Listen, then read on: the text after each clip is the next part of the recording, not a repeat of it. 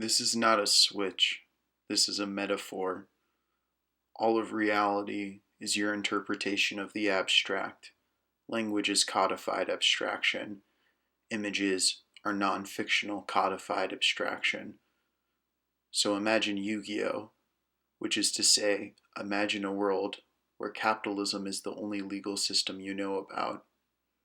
The most profitable business is the manufacture, sale, production, distribution, commentary, evaluation, and competition of trading card games. For me, a nerd, a Luddite nerd, a card game Luddite nerd, this isn't Yu-Gi-Oh! We are imagining Yu-Gi-Oh!-topia. So, play along. Yes, and it's time to duel. First, we decide how we move. We decide who we are. And there are a lot of ways we can decide who we are. We can do this by shutting ourselves down, deciding from what we were, the various people we were, our guises or personas, perhaps a professor of smooching, perhaps the character Aladdin from the Disney film, perhaps Bud Gunn, a bounty hunter for hire, a Swedish immigrant. We start with how we look. We look at ourselves. We think about the range of things we could have been. We try to imagine more than what we can do. Our eyes are smaller, metaphorically larger, than our stomachs. We are a squid. We are pink on brown, a deep mahogany brown. My name is Slimy. What is your name?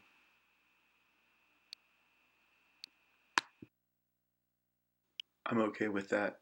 We start on as few grids as possible.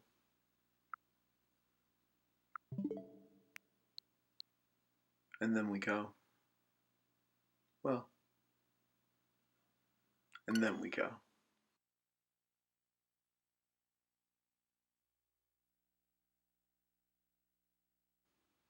You're sponsored when you start. I don't know who that is, but don't forget who you were. You can usually, sometimes, not always, look at who you've been. A champion, maybe. Yourself, but slightly different. It doesn't matter, it's a new day. Save. So here's how this game works. I qualified for Yu-Gi-Oh! Nationals before my 13th birthday, and that was 14 years ago. I don't know all the new rules, but I understand the base concepts at a high conceptual card gaming level. My card game theory is esoteric, but well-defined, and largely based on my gut, which is commendable in my esteem. So, as I play through this tutorial, just making the decisions the game thinks it will be easiest for me to learn the game by making. The basic premise is that each of us have 8,000 life points. We will conjure monsters represented by decks of cards and spring traps. We will cast spells that will be equipped to our monsters or instantly effective or continuous, or they'll affect the whole battlefield. We'll wave our hands around and shout incantations. In the lore of the world, the kayfabe of Yu-Gi-Oh!, the conceit was that in ancient Egypt, the pharaohs used their magic to play a game, but wait, it's older than that even. A millionaire man with impeccable taste named Maximilian Pegasus, probably a self-chosen name. Wow, I said that out loud for the first, but yeah, so Maximilian Pegasus, he brings it to the century that is whatever century we're in now, whatever fictional world this is. And then a spoiled boy genius, but secretly the protagonist of our game, Seto Kaiba, invented technology to make it work in 3D holograms. The pharaohs had to use magic and presumably their vast slave-driven society to affect this change. So, yeah, hard to think about history sometimes, but still, where we end up with is a system of cards where basically you're at 8,000, you don't want to go to 0, you want to put them to 0, and the only binding actions on the game are game actions. So if you've ever played a card game, sometimes cards will cost resources to play. That's not really how this one works. You can only play one of these monsters, that's the top row I've got here, a turn. So now that I have 3 monsters and my good friend Joey Wheeler, a poor child who has to steal to get cool sneakers in the anime and then gets his sneakers stolen from him in the manga, yeah, he's dead. This was a flawless victory.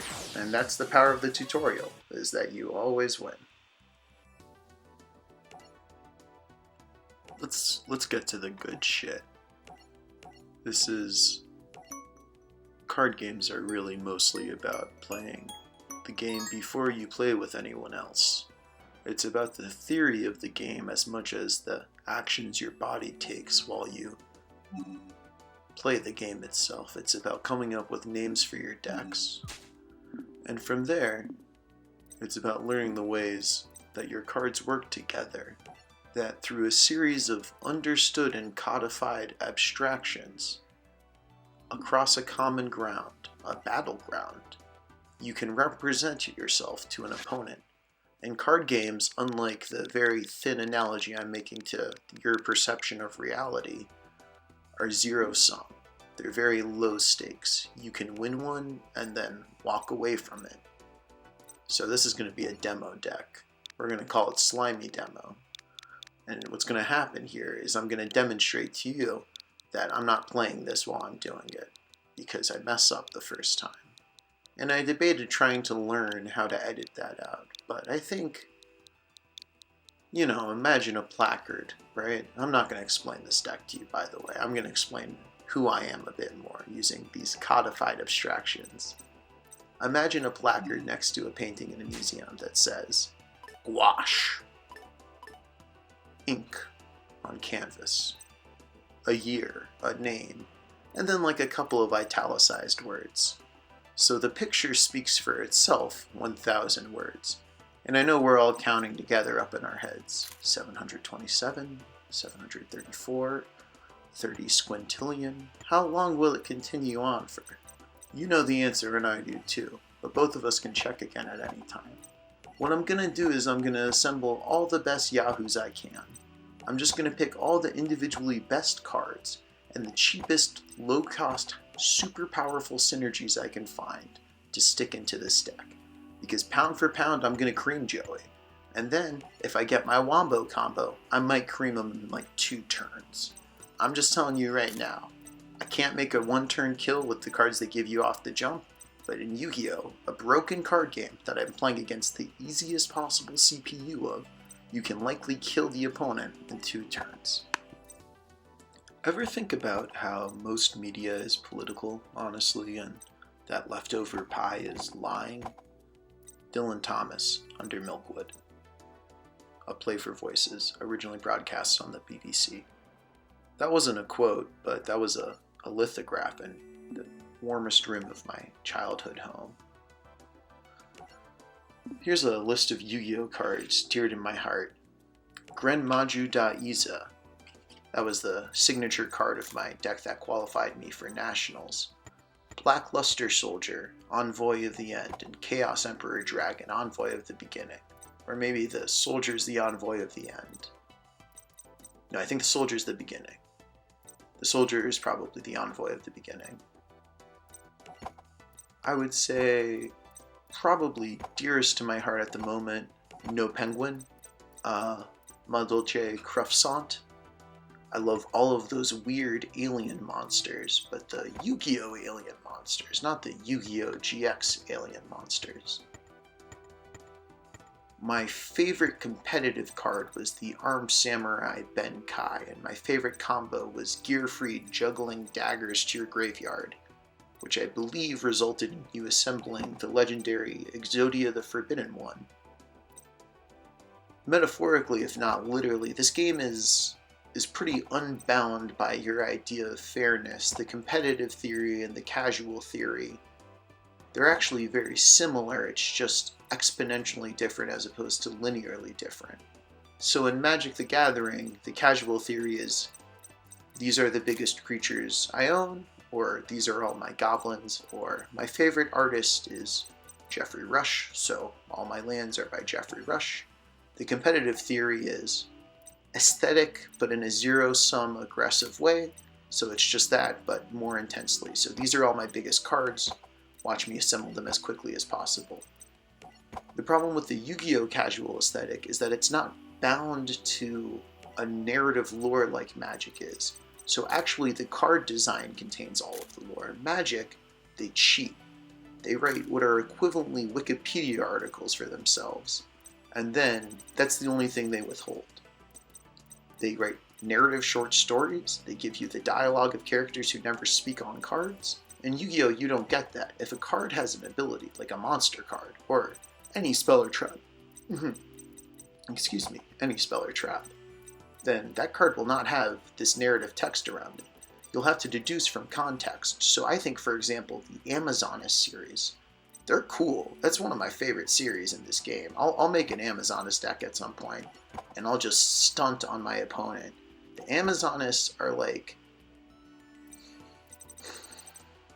you know, honestly what it feels a bit like is somebody who is extremely good at, like, I'm going to mispronounce a lot of things over the course of attempting to make these videos, but I think it's Pekatsalat, or like Capoeira. If you've ever seen that film, The Rundown, starring Dwayne "The Rock" Johnson, before he was all three names and just kind of billed as The Rock, and the guy from American Pie who's like the hot one, you know.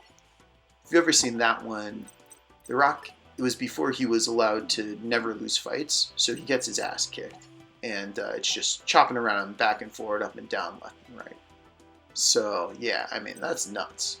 A little preview of things to come, a little rehash of what we've already done. So now I'm the protagonist. I'm going to, as quickly as possible, defeat Joey Wheeler. Last time, the tutorial, we beat him on the 5th turn. In total, our 3rd turn, because we went first, which is actually, as far as I can tell, I don't know what I remember. I was more than a decade, approaching 15 years ago. So that's when you can round up and say, nearly a score back. But it seems like going second is always better. Joey's the best of these characters. Tristan has potential with the hair, but nothing. And then Taya, there's a lot of sexist writing in shonen anime. I don't know how to talk about this. The female characters are just kind of roundly abused by the narrative. She's basically positioned as Yugi's girlfriend. She could do better. And she only gets like one duel, and she just completely outplays her opponent. So, speaking of completely outplaying your opponent, I think I goofed this up a few times. I can't remember exactly. Yeah, here we go. Now we've selected the slime demo. Now it's time for the slime to drop a rhyme and commit a crime against Joey Wheeler. Again, a less privileged person. So we go second, and then we go. Taya's duels against another female character, so here's the play-by-play. We go second. Our hand is actually nuts. It's pretty hilarious from the jump. We're going to do a wombo combo. This is one of our best possible draws. This guy is one of his best possible draws. He's got nearly a quarter of our life points in attack. Joey does nothing else. We're going to do a bunch of crap. Here's what we do. We play this guy for free. Doesn't count as the one guy we can play a turn. He's bigger than his dude. Then we're going to play another dude. This is the guy we're playing as our normal one dude per turn. A big pig that punches. That guy's also bigger than his dude. Then we're going to give each of them a necklace. The necklace gives them it gives them 500 attack, so 500 out of 8,000. You do the math. Also, when the necklace dies, which would happen if either of them died, it does 500 smackaroos straight to Joey's capella. So, again, this guy, he's coming back later. We got a trap card. I don't know who the trap is on. I guess it's on a corpse. It's called Call of the Haunted.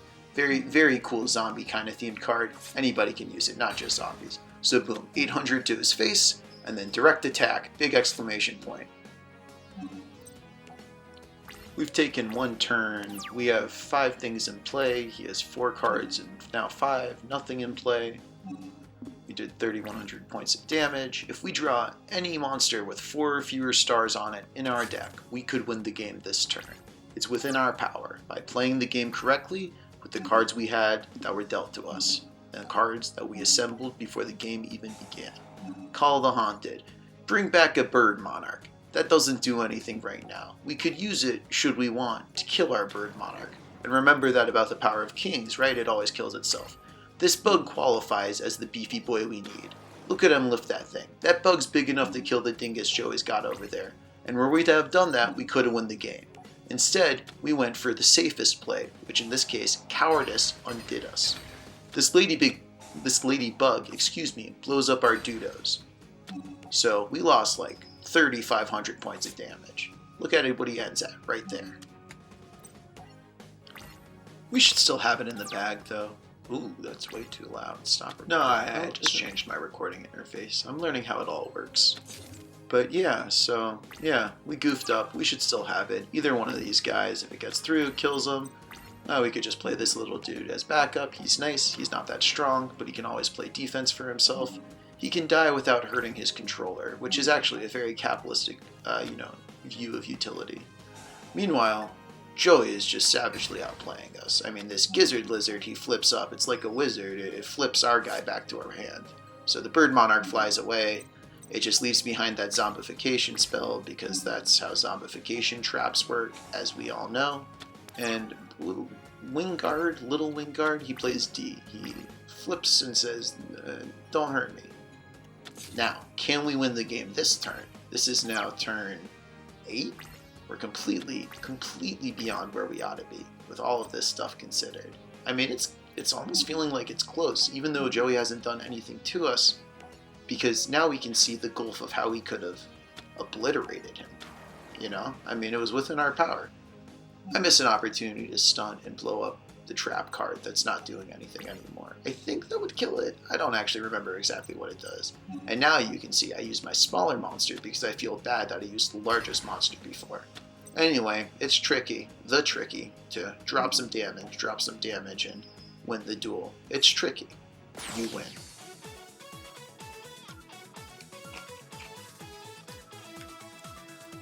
Okay, so back to the anime. So Joey says, I lost. Oh, I can't believe I lost to good cards. I'm terrible. False. You lost to good cards. That's true. Tristan says you're terrible. False. Yugi shows up and says, nah, you lost to good cards, which is true. My grandpa has a card shop, so, I have the good cards. Joey says, oh, so I gotta get better cards. Yugi's like, yeah, you gotta get better cards. That's how it works. Here's the guy with the best cards that they don't know. I mean, he goes to their school for some reason. He doesn't really go to school. He wears suits. Anyway, thank you. Tim Rogers. The Magic Aids YouTube channel. Happy birthday, Ernest Oslo. Thank you, Milo Pineapple. Thank you, Sharkman. Please vote for Bernie Sanders. We could have went on turn 2.